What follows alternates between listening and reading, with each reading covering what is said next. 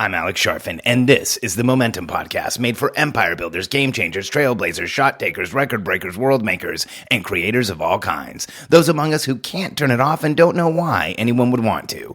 We challenge complacency, destroy apathy, and we are obsessed with creating momentum so we can roll over bureaucracy and make our greatest contribution. Sure, we pay attention to their rules, but only so that we can bend them, break them, and rewrite them around our own will. We don't accept our destiny, we define it. We don't understand defeat because you only lose if you stop, and we don't know how. While the rest of the world strives for average and clings desperately to the status quo, we are the minority, the few who are willing to hallucinate there could be a better future. And instead of just daydreaming of what could be, we endure the vulnerability and exposure it takes to make it real. We are the evolutionary hunters, clearly the most important people in the world, because entrepreneurs are the only source of consistent, positive human evolution, and we always will be. Welcome to Hack Your Goals to Win. There's a clear reason why most people who set goals don't achieve them. They've been sold this bill of goods, or they bought into this feeling that when we set unachievable, huge goals, that is a way to somehow motivate ourselves. And I know where a large part of this comes from. Like whenever the quote unquote goal setting person gets up when I'm at a seminar or I'm speaking, I have to leave the room. And let me make sure that you understand who I'm talking about.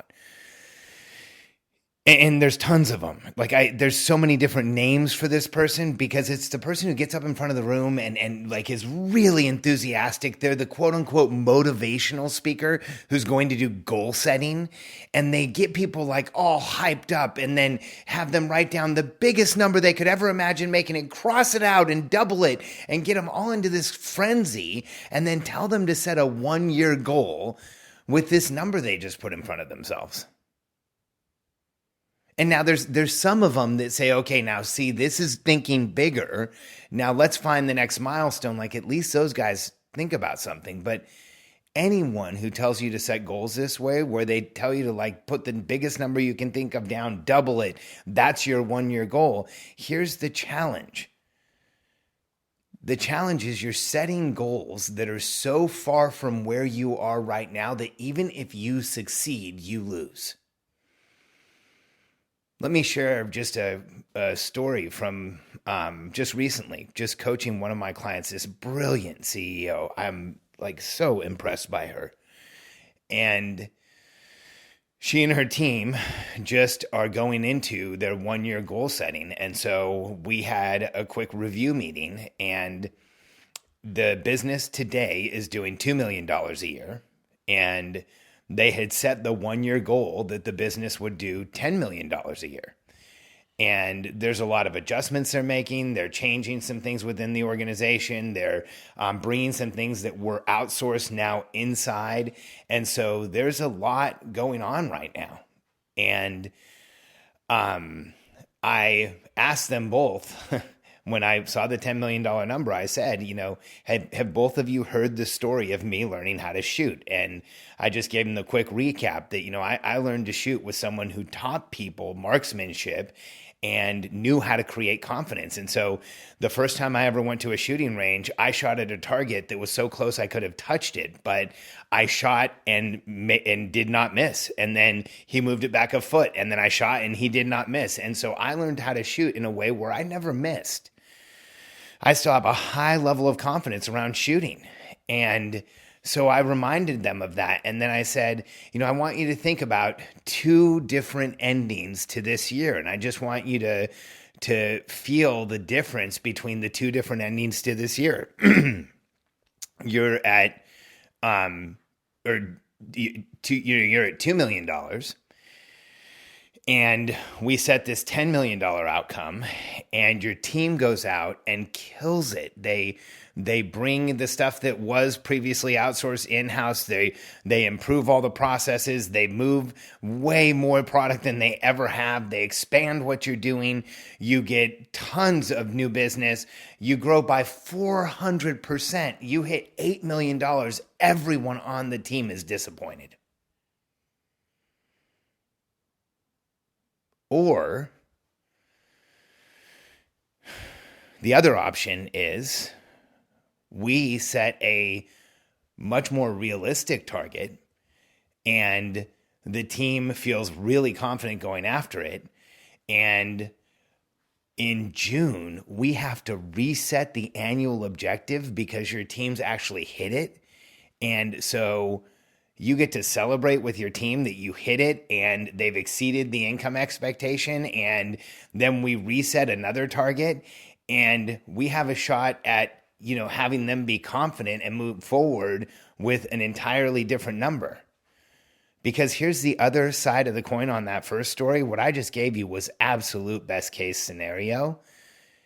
What often happens is the first month that a team anniversary is like, you're going at 2 million right now, but you got a goal for next year at 10 million. Let me tell you what your team feels. Because entrepreneurs are eternal optimists. We will set goals like this all the time. And when that speaker gets up, a lot of us, we get goosebumps from that person because they let us think bigger and write down bigger and do all this stuff. But I'm telling you, every time the guy says, cross it out and double it, I cringe because here's the problem with those guys.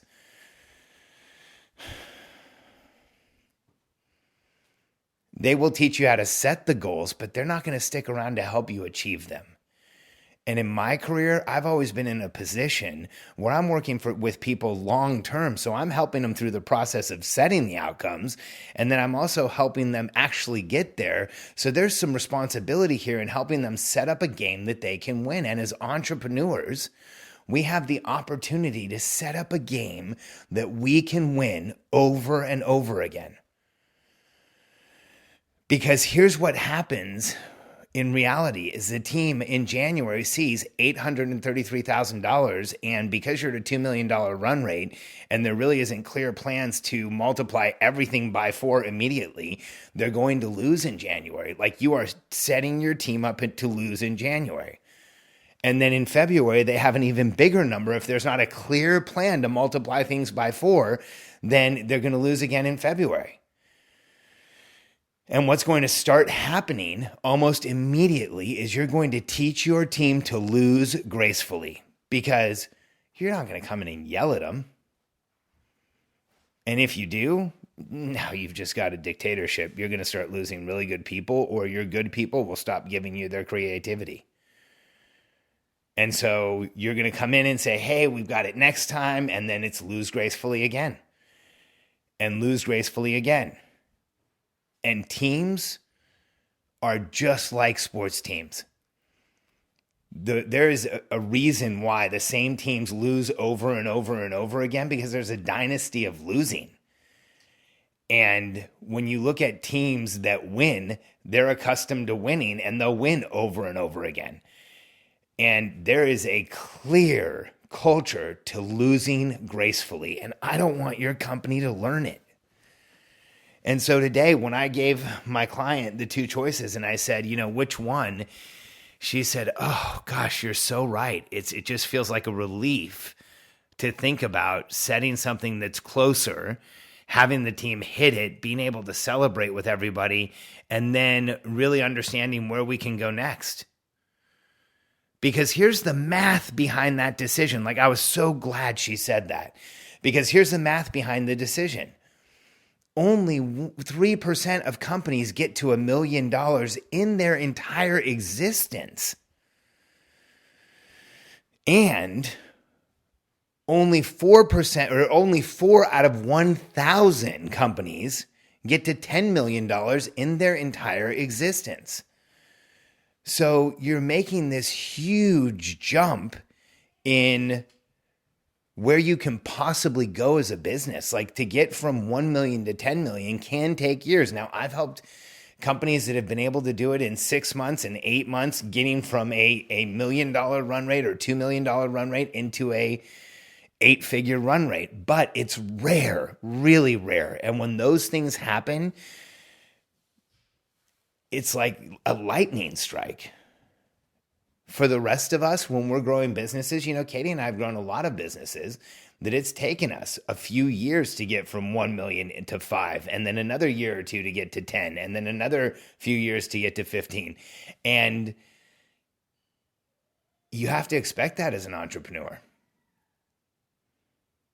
And so the reason why this is one of the most important hacks that is going to help you hack your goals to win is this. When you teach your team to win, here's what happens. They're more positive about coming to work because they're in momentum and they're excited. When you teach your team to win and yet you set goals that you know you can achieve, that you're going to be happy with, that you're going to be excited about, but you know you can do faster than a year, because this is where most of us really hurt ourselves, is at the year mark. This time of year, it's like, okay, this year I did 1.6 million. Next year, I want to do 10. I've helped a lot of people through that transition, and it is one of the most exciting and exhilarating and adrenaline-filled journeys to be on the roller coaster of growing a company at that pace. I've been there more than once, and it's incredible to now work with companies that are growing a business at that pace, because there's an intensity to everything that you're doing, but it is one of the hardest things that you will ever do, because every time your company grows bigger, the level of vulnerability you deal with as the entrepreneur in charge increases, because the actual amount of human capacity that you control expands, and the potential for it going in the wrong direction increases. And the percentage chances increase because there's only one of you and so many of them. And so over time, you want to build a team that understands how to win together. You want to build a system where you're communicating with them clearly. You want to build a system where when you set goals, you achieve them and everybody's accustomed to achieving them, and you never teach your team to win gracefully. Otherwise, goal setting sessions are more of an attempt to impress you than to actually predict a result in the company and achieve it. And while there's a great adrenaline rush to saying, hey, here's where we're going, and it's someplace you've never been before, there's also something amazing about saying, here's where we're going, being able to give your team a clear path of how you can get there, help them feel confident along the way, coach them along the way, start to exceed your targets right out of the gate, start to show everyone that you're winning, create the momentum of having that win, and then see where it takes you and your team. There's two ways to lead a company. You can be transactional or transformational. And if you want to be transformational, it requires you coach your team along the way, because transactional is telling people what to do, checking that it got done, and telling them what to do again. If you're going to try and grow like that, doing it that way, you'll never do it.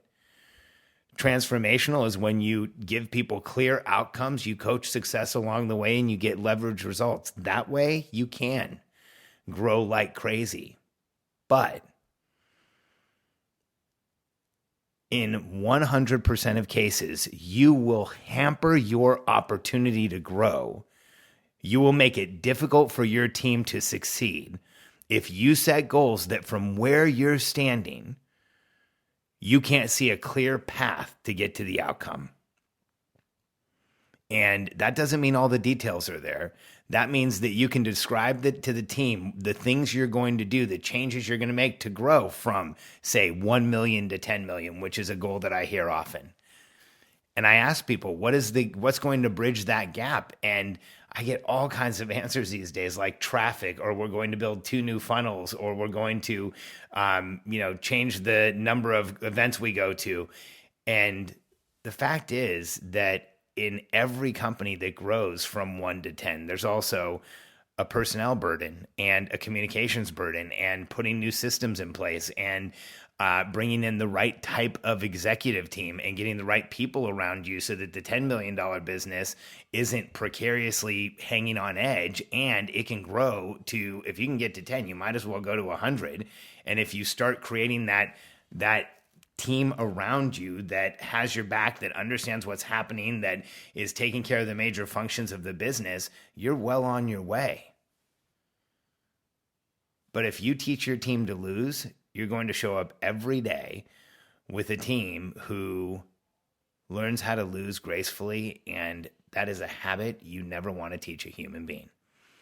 So this year, when you and your team are setting your outcomes for next year, take a look at them and think to yourself, is this something that I can actually see happening? Is it something, a great way for entrepreneurs to look at the year lens is to say, is this something I can see the team, if we really pulled it off, doing it by June?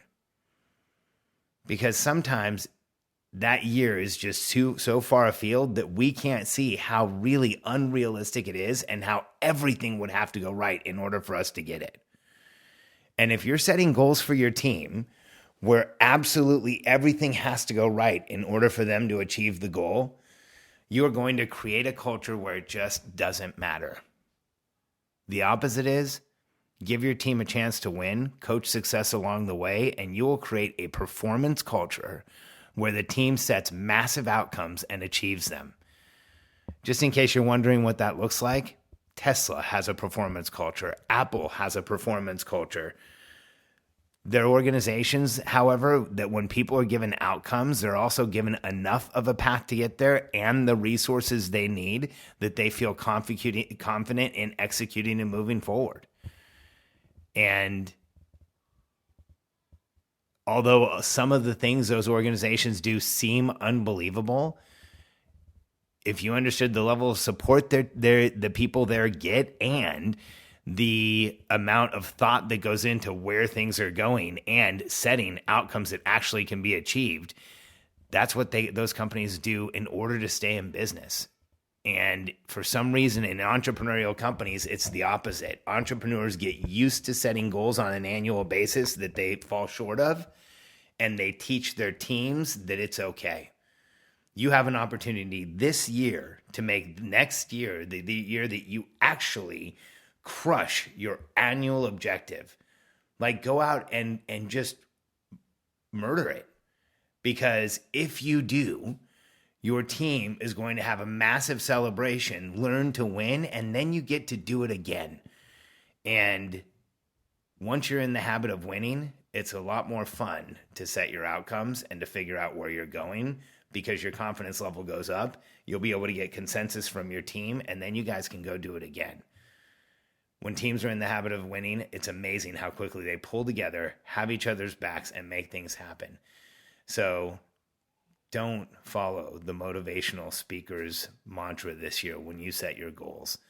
Take a look at them and ask yourself, can I hit this by June? Can I crush this? Is this something that I can see a clear path towards? Do I understand a lot of what I'm going to do to get there?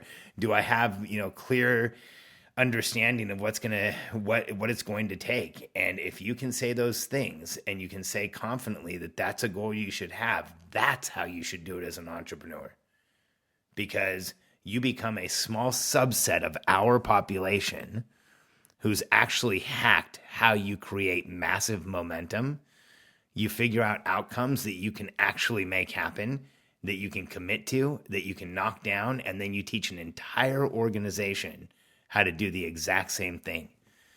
Because if your company's daily direction comes from a number that has no grounding in rational thought, they're going to be measuring something that they always know is going to be something they're going to lose until something magical happens.